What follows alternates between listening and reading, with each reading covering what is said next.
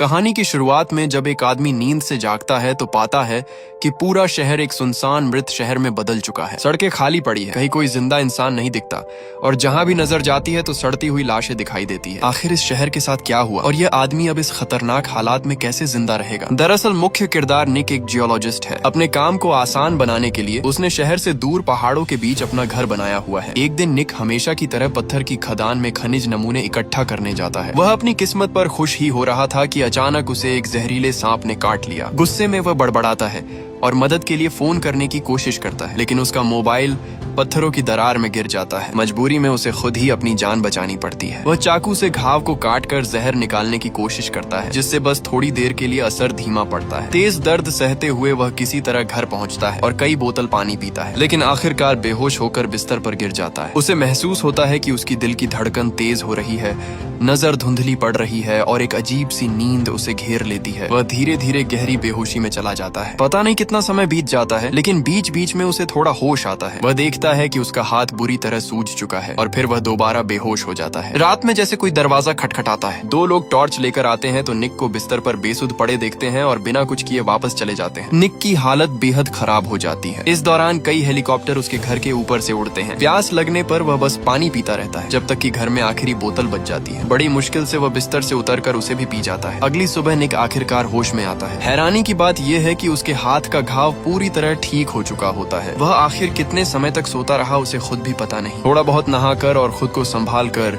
निक ने तय किया कि पहले शहर जाकर कुछ जरूरी सामान खरीद लिया जाए। घर के बाहर खड़ी उसकी छोटी कार पर मोटी धूल की परत जम चुकी थी। उसने कपड़े से शीशा साफ किया और चाबी लगाकर स्टार्ट करने की कोशिश की। खुशकिस्मती से गाड़ी चालू हो गई। निक का घर शहर से ज्यादा दूर नहीं था, तो कुछ ही देर में वह शहर के किनारे पहुंच गया। लेकिन जैसे जैसे वह आगे बढ़ा तो उसे कुछ अजीब सा लगने लगा। पूरे रास्ते उसे एक भी चलती हुई गाड़ी नहीं दिखी और न ही कोई इंसान नजर आया। वह सुपरमार्केट के बाहर गाड़ी रोकता है और सामने ही एक सड़ी गली लाश देखकर सन्न रह जाता है। चौक के बीचों बीच कुछ सैन्य गाड़ियां उलटी पड़ी थीं। आखिर यहाँ ऐसा क्या हुआ था जिससे यह हालत हो गई, ये सोचकर वह पूरी तरह घबरा जाता है। तभी उसकी नजर एक इलेक्ट्रॉनिक बोर्ड पर पड़ती है, जिस पर लिखा होता है कि घातक वायरस का प्रकोप की वजह से सभी लोग तुरंत जहां हैं वहीं शरण ले। निक चौंक कर कहता है कि ये असंभव है। वह तुरंत वापस गाड़ी में भागता है और रेडियो चालू करता है। हर चैनल पर सिर्फ सरकारी रिकॉर्डेड संदेश ही चल रहे थे। ये वायरस बेहद तेजी से फैलने वाला और जानलेवा है, इसीलिए सभी को सतर्क रहने की चेतावनी दी जा रही थी। कुछ देर बाद निक गाड़ी चलाकर अपने माता पिता के घर पहुंचता है। वह अंदर जाकर अपनी माँ को पुकारता है, लेकिन काफी देर तक कोई जवाब नहीं आता। वह देखता है कि डाइनिंग टेबल पर खाना अभी भी रखा हुआ है, जैसे किसी ने जल्दबाजी में उसे छोड़ा हो। उसके मन में एक बुरा अंदेशा जन्म लेता है। जब वह बेडरूम का दरवाजा खोलता है तो एक तीखी बदबू उसके चेहरे पर पड़ती है। हिम्मत जुटाकर वह अंदर जाता है और वह देखता है कि उसके पिता बिस्तर पर मृत पड़े हैं और उसकी माँ बाथरूम में गिरी हुई है। ये देखकर उसकी आंखों में आंसू भर आते हैं। उसने कभी नहीं सोचा था कि सिर्फ एक रात सोने के बाद वह अपने माता पिता से हमेशा के लिए बिछड़ जाएगा। निक अपने दुख को दबाते हुए घर के पीछे एक गहरा गड्ढा खोदता है। एक एक करके वह अपने माता पिता को उसमें दफनाता है, ताकि उन्हें कम से कम सम्मान के साथ अंतिम विदाई दे सके। कम से कम यह सम्मान तो उन्हें मिला जो इस दुनिया में मरने वाले 99% लोगों को भी नसीब नहीं हुआ। उसी रात निक अपने बचपन के बिस्तर पर लेटता है, मानो वह अपने अतीत को हमेशा के लिए अलविदा कह रहा हो। अगली सुबह वह घर से निकलकर अन्य बचे हुए लोगों को ढूंढने का फैसला करता है, लेकिन जहाँ भी जाता है वहाँ सिर्फ लाशें ही लाशें पड़ी होती है। उसे एक भी जिंदा इंसान दिखाई नहीं देता। सुनसान सड़कों पर चलते हुए उसे एहसास होता है कि अगर ऐसे ही हालात रहे तो बस साल बाद यहाँ की घास इंसानों से भी ऊंची हो जाएगी। वह एक सुपरमार्केट से कुछ जरूरी सामान इकट्ठा करता है और तय करता है कि शहर से दूर जाकर देखेगा, लेकिन शहर से बाहर जाने वाला पुल पूरी तरह बंद मिला। निक हैरान होकर गाड़ी से उतरता है और देखता है कि आगे का रास्ता बिल्कुल जाम है और रुकावट हटाना नामुमकिन है। अब उसका धैर्य जवाब दे देता है और उसकी भावनाएं टूट जाती हैं। वह चाहता है कि पिछले 2 दिन बस एक बुरा सपना हो। वह गुस्से में स्टीयरिंग पर जोर जोर से मुक्के मारता है। खुद को थोड़ा शांत करने के बाद वह दूसरी दिशा में जाने का फैसला करता है। वह आंखें बंद करके एक्सीलरेटर पूरी तरह दबा देता है। सीधी सड़क पर एक भी गाड़ी नहीं है और उसे किसी चालान का डर भी नहीं है। धीरे धीरे रात हो जाती है और उसे दूर कहीं लाल रोशनी चमकती हुई दिखाई देती है। करीब 15 मिनट बाद वह एक और शहर में पहुंचता है। सड़कों के किनारे रंग बिरंगी लाइटें जल रही हैं। पहली नजर में बस लोगों की कमी को छोड़कर उसे सब कुछ सामान्य लगता है। निक सबसे बड़े मॉल में जाता है और सोचता है कि अगर कोई बचा होगा तो यही होगा, क्योंकि यहाँ खाने पीने और रहने की सारी सुविधाएं मौजूद है। लेकिन वह हर एक मंजिल छान मारता है, फिर भी एक भी इंसान नहीं मिलता। उसके मन में सवाल उठता है कि क्या पूरी दुनिया में अब सिर्फ वही अकेला बचा है। है। थका हुआ निक मॉल की छत पर जाकर नहाता है। नहाने के बाद बिना तौलिया लपेटे ही वह बार काउंटर की तरफ जाता है और शराब लेने लगता है। जैसे ही वह गिलास उठाता है तो अचानक पास के एक कमरे से एक महिला की आवाज सुनाई देती है। ये सुनकर वह इतना उत्साहित हो जाता है कि उसके हाथ से गिलास लगभग छूट जाता है। ढाई दिन की तलाश के बाद आखिरकार उसे 2 जिंदा लोग मिल ही जाते हैं। निक के दिल में अचानक उम्मीद की एक किरण जग उठती है। अब निक के मन में बहुत सारे सवाल थे। पूछने पर उसे पता चलता है कि ये दोनों बचे हुए लोग बाहर से यहाँ काम के सिलसिले में आए थे। वे होटल में ठहरे हुए थे, तभी अचानक वायरस फैल गया। निक समय का हिसाब लगाता है कि जब से उसे सांप ने काटा था तब से अब तक कुल 3 हफ्ते बीत चुके हैं। जीवित बचा व्यक्ति माइक अपना मोबाइल निकालता है। उसने इस पूरी घटना को रिकॉर्ड कर रखा था। सबसे पहले स्वास्थ्य विभाग ने उच्च स्तर की चेतावनी जारी की थी। यह वायरस बिल्कुल नया था और इतना खतरनाक कि इसकी संक्रमण दर और मौत का प्रतिशत इतिहास में सबसे ज्यादा था। कोई भी एंटीवायरल दवा असर नहीं कर रही थी। शुरुआत में सरकार ने सच्चाई छिपाने की कोशिश की, लेकिन हालात जल्दी ही नियंत्रण से बाहर हो गए। यहाँ तक कि अलग अलग स्तर की सरकारें भी काम करना बंद कर चुकी थीं। जीवित बची हुई एनी पूरी दृढ़ता से कहती है कि यह वायरस पूरी दुनिया में फैल चुका है और मानव जाति लगभग खत्म हो चुकी है। उन दोनों के बचने का कारण शायद यही है कि वे बेहद दुर्लभ इम्यून लोग हैं। निक इस बात को मानने के लिए तैयार नहीं होता। वह फैसला करता है कि वह और जगहों पर जाकर देखेगा कि आखिर दुनिया इतनी आसानी से खत्म कैसे हो सकती है। लिफ्ट का इंतजार करते हुए वह थककर दीवार से टिक जाता है। अंदर ही अंदर वह भी उनकी बातों को सच मानने लगा था और वहीं पर वह पूरी रात सो जाता है। अगले दिन वह दोनों से फिर बात करने का सोचता है, लेकिन जब वह उन दोनों को ढूंढता है तो वे कहीं नजर नहीं आते। एक पल के लिए उसे लगता है कि कल की बीती बात शायद एक सपना होगा। थोड़ी ही देर बाद उसे एनी एक महंगे कपड़ों वाले सेक्शन में मिलती है और माइक पास में नाश्ता बना रहा होता है। माइक कहता है कि शायद यह आपदा पृथ्वी का खुद को साफ करने का तरीका है, क्योंकि इंसानों ने इस धरती पर बहुत ज्यादा बोझ डाल दिया था। एनी के अपने सभी करीबी इस वायरस से मर चुके हैं और माइक के साथ भी यही हुआ। इसलिए दोनों ने एक दूसरे का सहारा बनकर साथ रहने का फैसला किया। माइक को पहले लगता था कि इस दुनिया में सिर्फ वही 2 बचे हैं, लेकिन अब निक के आने से उन्हें थोड़ी खुशी होती है। निक अपनी सोच बताता है कि वह यहाँ हमेशा के लिए नहीं रुकना चाहता। दुनिया बहुत बड़ी है और वह कहीं न कहीं उम्मीद ढूंढना चाहता है। एनी ये सुनकर निराश हो जाती है और चुपचाप वहाँ से चली जाती है। माइक निक को समझाने की कोशिश करता है कि यहाँ रहने में ही समझदारी है, क्योंकि यहाँ खाने पीने का भरपूर सामान है। लेकिन निक कहता है कि एक दिन ये सब खत्म हो जाएगा। माइक बताता है कि उसने और एनी ने तय किया है कि जब सामान खत्म होगा तो वे दोनों साथ में अपनी जिंदगी खत्म कर लेंगे। फिर भी निक खुद को एक ही जगह कैद नहीं करना चाहता। माइक की आंखों में उदासी झलकती है और वह कहता है कि जब इंसान अपनी सबसे प्यारी चीज खो देता है तो शायद जीना भी मरने से बेहतर नहीं लगता। निक ये सुनकर गहरी सोच में डूब जाता है। निक समझ जाता है कि माइक को मनाना नामुमकिन है। वह फिर एनी के पास जाता है और कहता है कि वह उसे अपने साथ यहाँ से ले जा सकता है। लेकिन एनी की सोच भी माइक जैसी ही होती है। वह कहती है कि जब उसने अपनी आंखों के सामने अपने दोनों बच्चों को मरते देखा और उसी पल उसका दिल भी मर गया। अब इस दुनिया से उसे कोई उम्मीद या चाहत नहीं रही। ये सुनकर निक गुस्से में एनी को धक्का देता है और बिना पीछे देखे मॉल से बाहर निकल जाता है। अचानक पीछे से 2 गोलियों की आवाज आती है। निक समझ जाता है कि एनी और माइक ने अपनी जिंदगी खत्म कर ली। उसका दिल भारी हो जाता है, जैसे सीने पर कोई बड़ा पत्थर रख दिया गया हो। वह गाड़ी का एक्सीलरेटर जोर से दबाता है और बिना सोचे समझे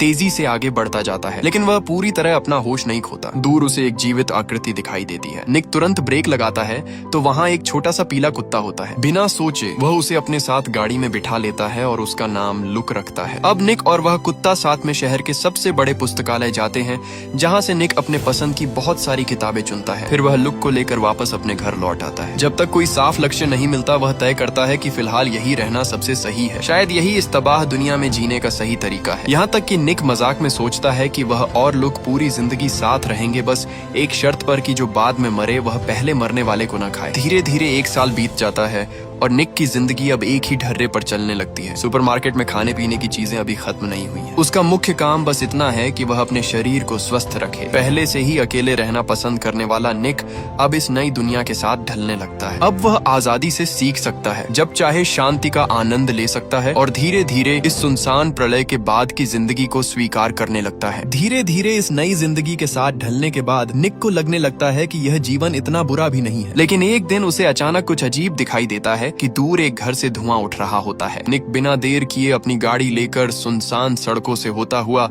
उस जगह तक पहुंचता है जहां किसी के रहने का शक होता है। छत पर एक महिला बंदूक ताने खड़ी होती है। निक तुरंत समझाता है कि उसने बहुत समय से किसी इंसान को नहीं देखा और वह सिर्फ ये जानना चाहता है कि क्या अभी भी कोई जिंदा है। महिला उसकी बात समझती है, फिर हथियार नीचे रखती है और उसे अंदर आने का न्योता देती है। उस लड़की का नाम एमा है और उसके पिता एक सैनिक थे। वह बचपन से पहाड़ों में शिकार करके जीती रही है, इसलिए वह वायरस फैलने से बच गई। 1 साल से वह इधर उधर भटक रही थी और कुछ दिन पहले ही इस घर में आई थी। कुछ स्मोक्ड मीट खाने और चाय पीने के बाद निक संतुष्ट होकर जाने की बात करता है, लेकिन एमा उसे रुकने के लिए कहती है। वह बताती है कि उसने ये घर इसलिए चुना क्योंकि यहाँ कोई लाश नहीं है, लेकिन वह यहाँ लंबे समय तक नहीं रहना चाहती क्योंकि उसे यह जगह घर जैसी महसूस नहीं होती। फिर एमा खुद ही निक के घर चलने का प्रस्ताव रखती है। अगली सुबह दोनों साथ में निक के पहाड़ी घर की ओर निकलते हैं। निक ने कभी नहीं सोचा था कि इस वीरान दुनिया में उसे इतनी खुली और मिलनसार लड़की मिलेगी। कुछ ही देर में वे उसके घर पहुँचते हैं, जहाँ पीछे एक बड़ा सा आंगन भी है। एमा खुश होकर कहती है कि वह कुछ समय के लिए यही रहना चाहती है। ये सुनकर निक के मन में हलचल होने लगती है। वह तुरंत घर की बीम से लटकती रस्सी उतार देता है क्योंकि शायद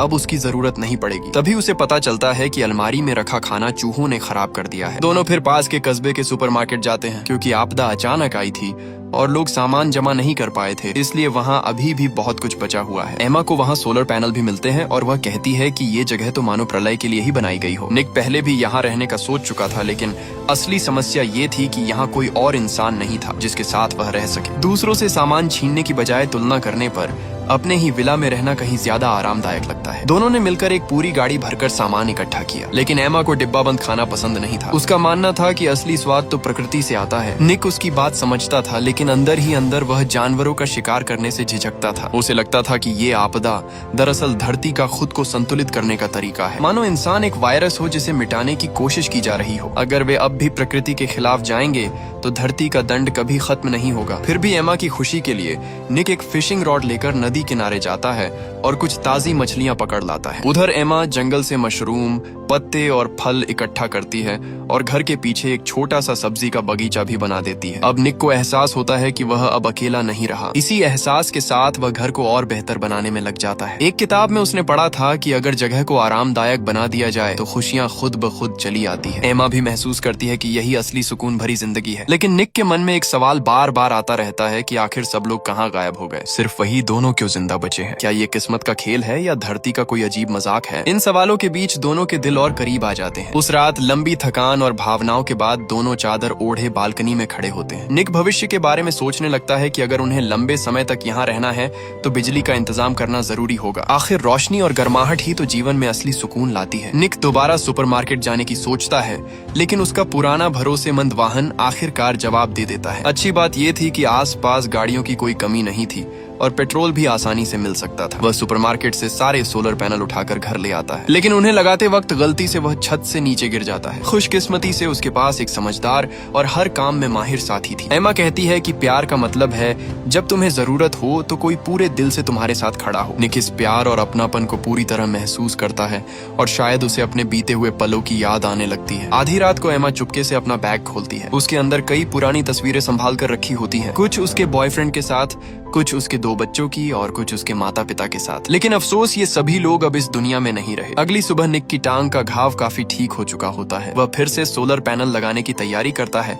तभी एमा अचानक एक खबर देती है कि वह दोनों के बच्चे की माँ बनने वाली है। निक को खुश होना चाहिए था, लेकिन उसके चेहरे पर चिंता साफ दिखाई देती है। उसे डर था कि बिना अस्पताल और डॉक्टरों से बच्चा सुरक्षित जन्म ले पाएगा या नहीं। एमा उसे तुरंत दिलासा देती है। अगले ही पल निक जोश में भर जाता है। वह अपने कुत्ते के साथ लाइब्रेरी जाता है, जहाँ बच्चों के जन्म और देखभाल से जुड़ी ढेर सारी किताबें होती हैं। जब डॉक्टर नहीं है तो अब सब कुछ उसे खुद ही सीखना होगा। तभी एक चूहा तेजी से वहाँ से भागता है। निक बड़बड़ाता है कि आजकल चूहे बहुत बढ़ गए हैं। इसके बाद वह सुपरमार्केट से ढेर सारे बेबी प्रोडक्ट्स भी ले आता है। एमा ये देखकर हल्के से हंस पड़ती है कि कोई भी पिता बच्चे के आने से पहले सब कुछ परफेक्ट तैयार नहीं कर सकता। तभी वह खिड़की के बाहर देखकर मुस्कुराता है, क्योंकि निक द्वारा बनाया गया चिकन कॉप सच में काम करने लगा था। समय के साथ एमा का पेट बड़ा होता जाता है। उसे अक्सर कमजोरी महसूस होती है। निक किताबों से सीखकर समझता है कि उसे ज्यादा दालें और सब्जियां खानी चाहिए, लेकिन तभी एमा अचानक कहती है कि उसे मांस खाना है, क्योंकि उसे काफी समय से नॉनवेज नहीं मिला था। ये कहकर वह खुद बंदूक उठाने लगती है, लेकिन निक उसे रोक देता है और वह खुद इस जिम्मेदारी को उठाता है। कुछ ही देर में वह नदी किनारे कुछ आवारा पशु ढूंढ लेता है। वह बंदूक में गोली भरता है, लेकिन ट्रिगर दबाने से पहले ही हिचकिचा जाता है। वह सोचता है कि पहले इन्हें पकड़कर घर ले जाए, लेकिन जानवर इतने आसानी से काबू में कहाँ आते हैं। कुछ ही पल में सभी गायें भाग जाती हैं, सिर्फ एक छोटी सी गाय वहीं खड़ी रह जाती है। निक काफी देर तक सोचता रहता है। आखिरकार निक ने बंदूक उठाई और दांत भींचकर ट्रिगर दबा दिया, लेकिन सफेद गाय तुरंत नहीं मरी। वह जमीन पर तड़पते हुए दर्द से कराहने लगी। निक गुस्से और बेबसी में उसे कोसता है और मजबूरी में एक और गोली चलाता है और इस बार गाय मर जाती है। लेकिन निक को जरा भी खुशी नहीं होती क्योंकि असली परीक्षा तो अब शुरू होती है। वह हालात से मजबूर होकर किताब में बताए गए तरीके को अपनाता है। काफी मशक्कत के बाद आखिरकार उसे एक पूरा बॉक्स भरकर खाना मिल जाता है। जब एमा उसे देखकर खुशी से खिलखिलाती है तो निक को लगता है कि उसकी सारी मेहनत और तकलीफ वाजिब थी। लेकिन दोनों को ये नहीं पता होता कि यही खाना उनके लिए एक बड़ा खतरा बनने वाला है। एक पूरा दोपहर लगाने के बाद निक आखिरकार सोलर पैनल भी लगा देता है। शाम होते होते दोनों खुशी खुशी घर की लाइट चालू करते हैं। बड़ा सा फ्रिज भी अब काम करने लगता है। तभी एमा एक डिब्बा निकालती है और बताती है कि बाथरूम में एक बड़ा चूहा डूबकर मर गया था। निक इसे हल्के में लेता है लेकिन तभी बाहर से अजीब सी आवाजें आने लगती हैं। जब वे खिड़की से बाहर देखते हैं तो उनके होश उड़ जाते हैं। दिन में खाए गए खाने की गंध ने आसपास के भूखे चूहों को आकर्षित कर लिया था। घबराकर वे तुरंत दरवाजे के बाहर आग जलाते हैं और बचा हुआ सारा खाना उसमें फेंक देते हैं। लेकिन अब बहुत देर हो चुकी होती है और हजारों लाखों चूहे उनकी ओर बढ़ते चले आ रहे होते हैं। दोनों तुरंत घर के अंदर भागते हैं और सारे दरवाजे खिड़कियां कसकर बंद कर देते हैं। चूहे अंदर नहीं आ पाते लेकिन बाहर से कांच पर जोर जोर से टकराने लगते हैं। एमा को डर होता है कि वे पाइपलाइन के रास्ते अंदर आ सकते हैं, इसलिए वह हर छोटे बड़े छेद में कीटाणुनाशक डाल देती है। छत पर भी उनके दौड़ने और खरोचने की आवाजें गूंजने लगती है। निक के पास अब सिर्फ एक ही उम्मीद बचती है। वह मन ही मन दुआ करता है कि ये चूहे जल्द से जल्द यहाँ से चले जाए। तभी दरवाजे के बाहर कुछ सरसराहट की आवाज आती है। निक को तुरंत याद आता है कि उसका प्यारा कुत्ता लुक बाहर ही रह गया है। वह दांत भींचता है, जल्दी से कांच के दरवाजे पर लगी टेप हटाता है और एमा को दूर रहने के लिए कहता है। फिर झटके से दरवाजा खोलकर एक ही पल में दौड़कर कुत्ते को उठा लाता है। हालांकि उसकी ये हरकत बहुत तेज और सटीक थी, फिर भी कई चूहे अंदर घुस आते हैं। निक तुरंत बंदूक उठाता है और चूहों को मारने लगता है। जब गोलियां खत्म हो जाती है तो वह लकड़ी का डंडा उठा लेता है। कई घंटों की जद्दोजहद के बाद वह किसी तरह घर में घुसे सभी चूहों को मार गिराता है। लेकिन बाहर मौजूद चूहे अभी भी नहीं गए होते। बेचारा लोग बुरी तरह घायल हो चुका होता है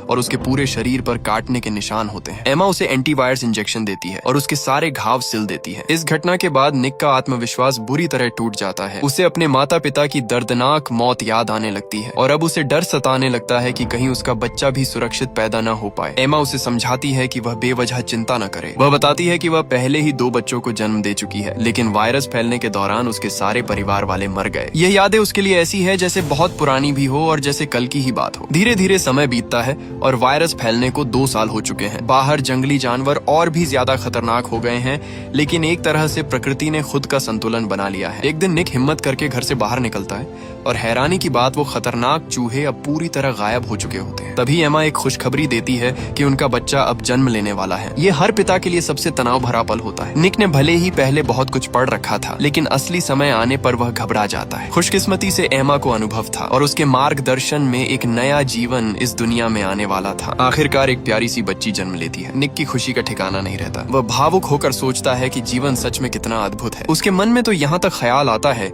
कि शायद अब इंसानी सभ्यता को फिर से बसाने की जिम्मेदारी उसी के कंधों पर है। अब निक पहले जैसा बेफिक्र अकेला इंसान नहीं रहा। जहां एक तरफ वह परिवार की खुशियों को महसूस कर रहा है, वहीं दूसरी तरफ उसके कंधों पर जिम्मेदारियां भी बढ़ गई हैं। लेकिन एमा स्वभाव से ऐसी नहीं है जो सिर्फ आराम से संतुष्ट हो जाए। वह सड़क के सबसे दिखाई देने वाले स्थान पर उनके घर का पता लिख देती है ताकि अगर कोई और जीवित इंसान हो तो उन्हें ढूंढ सके। अगर आपको इसका दूसरा पार्ट चाहिए तो कमेंट में पार्ट 2 टाइप कर दीजिए। मैं जल्द से जल्द पार्ट 2 लाने की कोशिश करूंगा।